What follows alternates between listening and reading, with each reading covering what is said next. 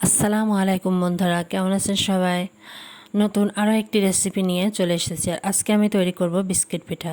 আর এর জন্য আমার লাগছে নারিকেল, দুধ, চিনি, ডিম, ময়দা আর একটি পিঠা তৈরি করার সাজ। আর এই সাজটি নিশ্চয়ই আপনাদের প্রত্যেকের বাড়িতে আছে।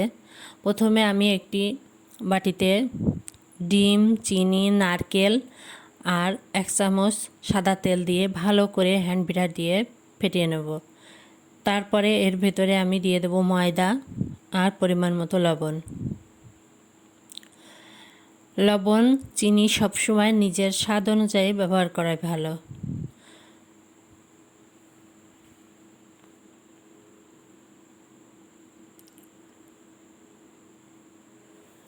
আমি দুধ দিয়ে ভালো করে মথে মথে ডোটা তৈরি করে নিলাম। এবার হাত দিয়ে লেচি কেটে আমি ছাঁচের ভেতরে দিয়ে চেপে চেপে ফুলগুলা তৈরি করে নেব।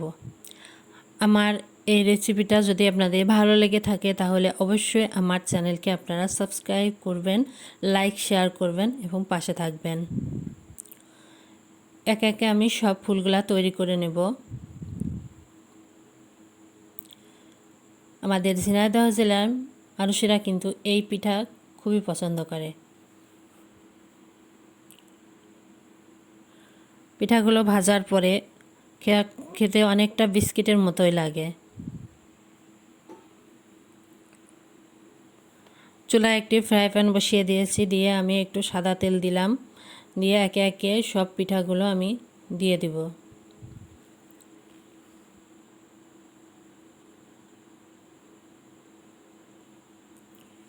পিঠাগুলার 2 পিঠ লাল লাল করে ভেজে নিতে হবে, মুচমুচে করে ভাজতে হবে আর একেবারেই ধিমে আঁচে ভাজতে হবে। একটু জোরে আঁচটা বেড়ে গেলে কিন্তু পিঠাগুলো নিচ থেকে পুড়ে যাবে, কালো হয়ে যাবে, খেতেও ভালো লাগবে না। এভাবে একে একে আমি সবগুলা পিঠা ভেজে নিলাম।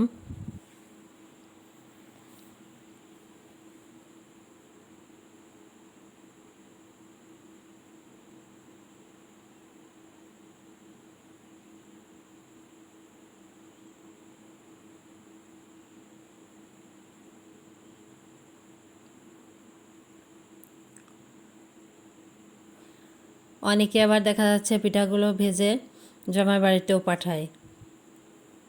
আজকের মতো এখানেই শেষ। আল্লাহ হাফেজ।